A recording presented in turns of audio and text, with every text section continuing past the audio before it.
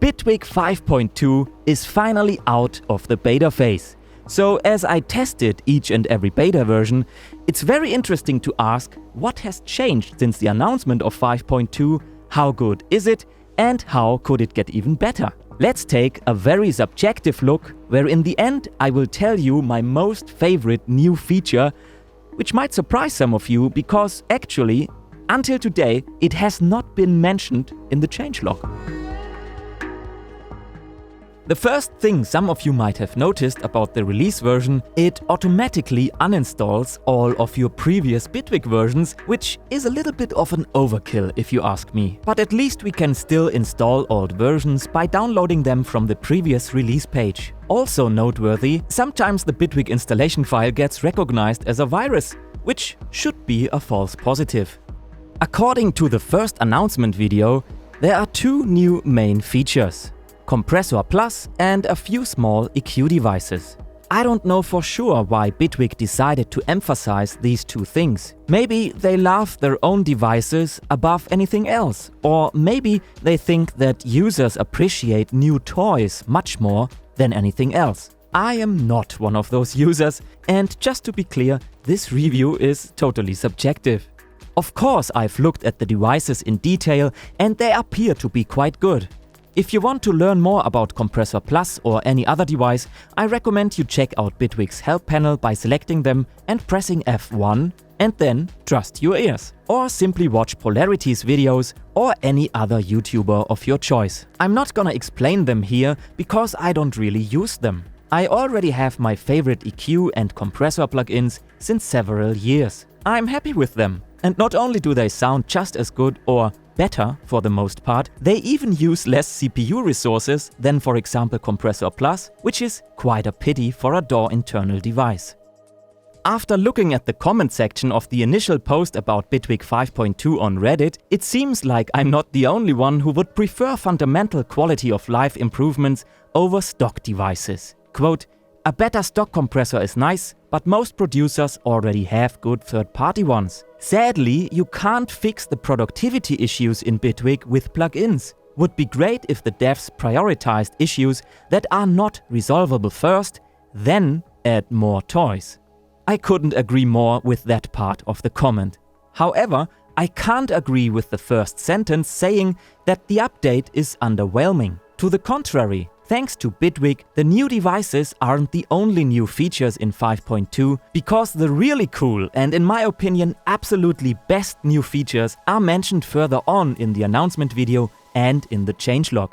The first is about the new graphics engine. In a way, of course, I understand that the sentence "new graphics engine" might not be marketed so well like a new compressor, because it is assumed that most users are mainly interested in new toys to play with and not in the underlying engine. Well, don't underestimate your community, because many do appreciate the great work you're doing and realize what a great task that is. Besides the rewriting of the graphics engine, I imagine it to be quite unpleasant to work through tons of bug reports that might come up because of the many possible PC and graphics card combinations. So hats off for the decision to go through with this. Bitwig will certainly benefit from it in the future. And it already does. The interface looks a bit crispier, animations are looking better, and for most people it seems that the GPU acceleration is already working pretty smoothly. Including myself, with a tiny exception, I still got those funny glitches when running Bitwig on my laptop together with an external monitor connected via USB hub. The funny adventure of hoping that these glitches will finally be fixed with every new beta is best expressed with the following stupid 20-second long video. Bitwig beta, waiting on a miracle. Hoping graphics bugs ain't so lyrical. Cursor all jittery, windows be slipping, UI's tripping. Support says we on the case, looking like a never-ending maze. Patch notes, but the bugs still graze. Our screen's a kaleidoscope haze, praying for cleaner days. At least these glitches can be avoided by not choosing Direct 3D, but the other forms of acceleration. By the way, these can be set up in the advanced settings of Bitwig. If they don't show up in your interface, just press Ctrl and Enter, type in Advanced and click on it. I really hope they'll fix my Direct 3D glitches nevertheless, because after all, it's the recommended Bitwig default mode. In case you don't know, GPU acceleration doesn't only help with better looking animations, it also frees up resources from the CPU, which is always great to have for music production. Just make sure that Bitwig actually runs on your dedicated graphics card. On Windows 11 you can check that out via the Task Manager, and if it's still running on your onboard chip, you have to change the settings in your graphics card driver, like the NVIDIA control panel and the Windows 11 graphics section, to set Bitwig Studio to run on high performance mode all the time. Is Bitwig CPU usage and average load reduced for you? Can you measure it? I honestly couldn't see a difference. If anything, the idle CPU usage was a bit higher in the beta, but thankfully that has been fixed. Make sure to trust your CPU meters and report anything unusual to Bitwig. I'm no expert in designing stress tests, but when I take a 2-minute long audio file, slice it to a 128th beat grid, then duplicate this track 20 times, Bitwig will get to its knees pretty quickly, especially with zooming in and out. And that hasn't changed a bit when comparing 5.1 and 5.2, which is quite fascinating to me. I just don't know what conclusions to draw from this, other than that Bitwig 5.2 doesn't perform better. The next big point, which in my opinion is a huge step forward for Bitwig, is precision editing. Despite not getting mentioned prominently in the announcement trailer, this one even got an extra introduction video by Bitwig, so after all, they do care about quality of life and editing improvements. Not being able to move clips and other elements via the keyboard now is a thing of the past, and that's great.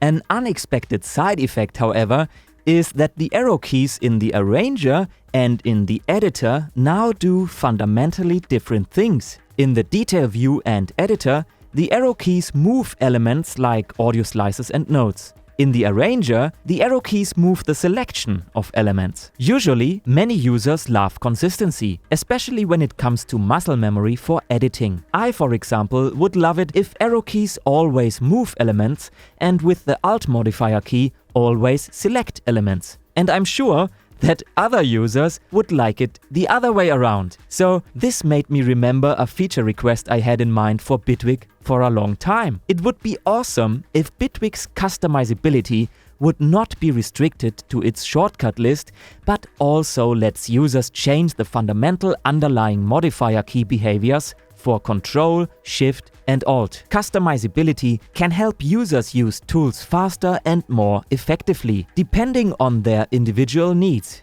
Since we are talking about precision editing, let me give you another argument for customizability. Some Bitwiggers couldn't imagine living without the clip gain areas of clips in the arranger. Others, however, absolutely despise accidentally hitting the clip gain areas when trying nothing else but to arrange clips in the arranger. Or accidentally grabbing the note selection handle instead of the edges of the notes. Or instead of reselections of several notes. I honestly would love to just hide those areas forever and let them be shown only on holding a modifier key. Another editing issue: to this day you can't create notes based on grid length via double click, and on holding the second click adjust their length. This exact behavior is impossible even upon using modifier keys, because Alt will switch to the slicing mode.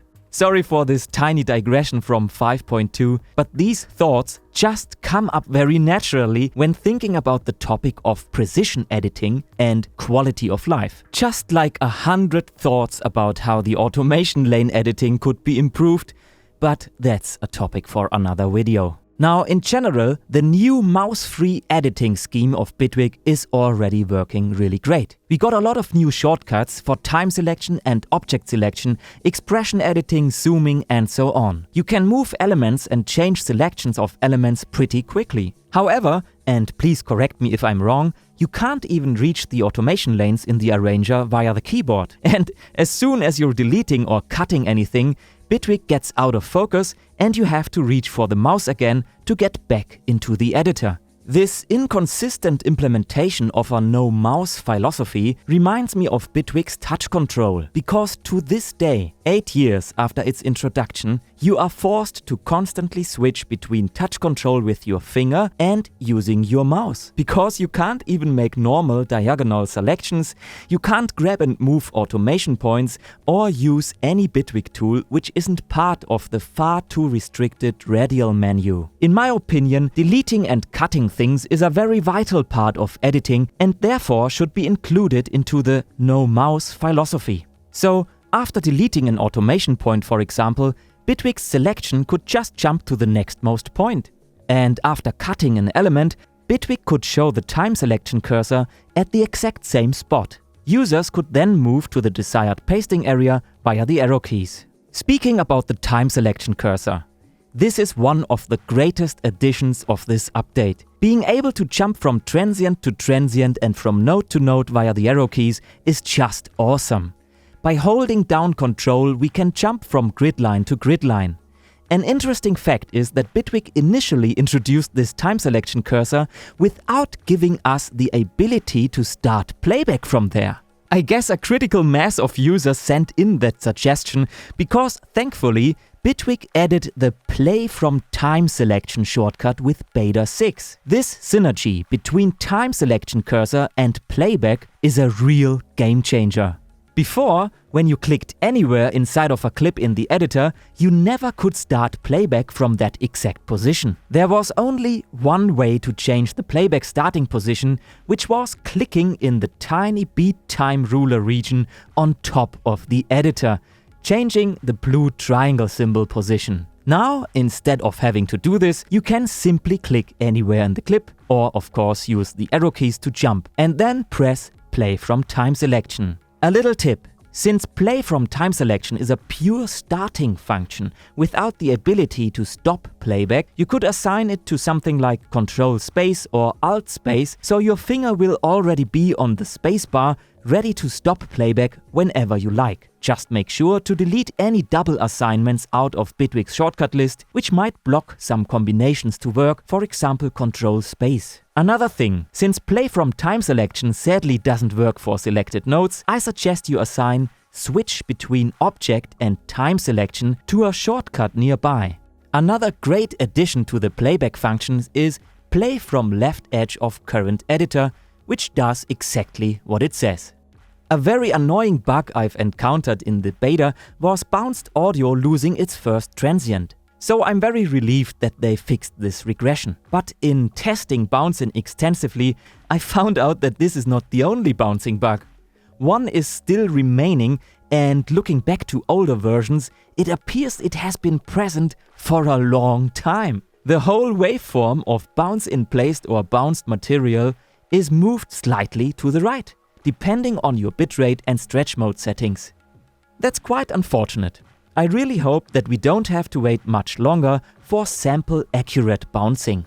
Speaking of strangely moving waveforms, since beta version 11 contained the changelog point, waveforms are now displayed with higher precision. I took a closer look at waveforms in the editor and arranger, and I couldn't really tell a difference, to be honest, because I was so distracted by the Bitwig waveform jiggle dance, which begins when resizing audio events or clips, or even when moving the cursor across. I'm on Windows 11, by the way. Maybe this differs depending on your specs.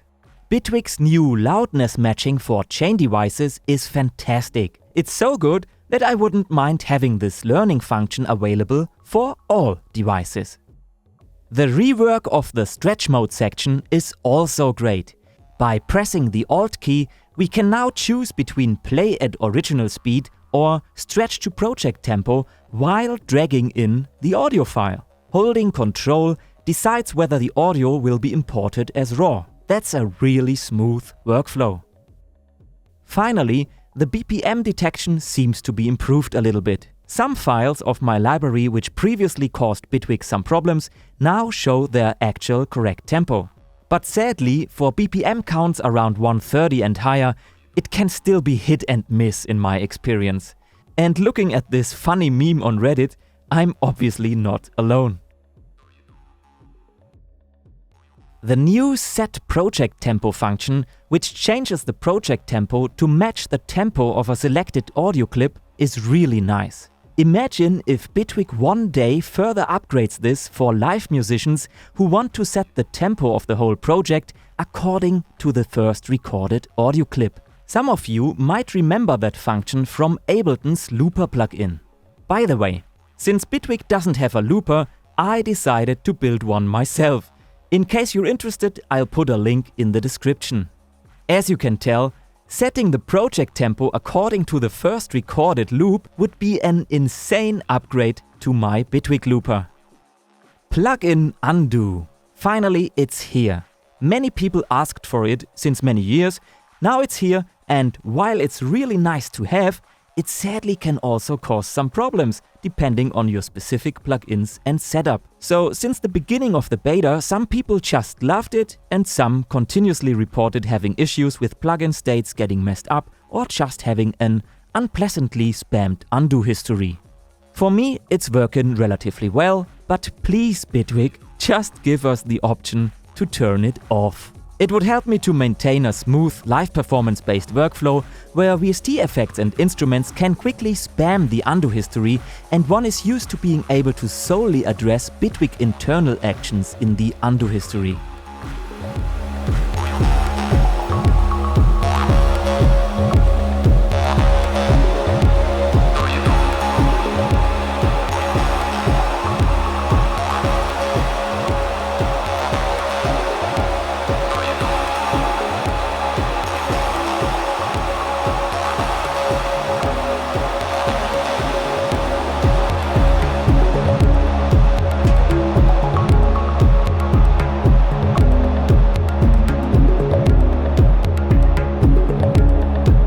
Another thing that always bugged me about undo, which I can't help but bring up right now, is undo and redo getting grayed out when using MIDI overdub or simply recording into the arranger. For years, I was using undo to undo clip recordings in the session view while recording my live performance in the arranger, and it was awesome.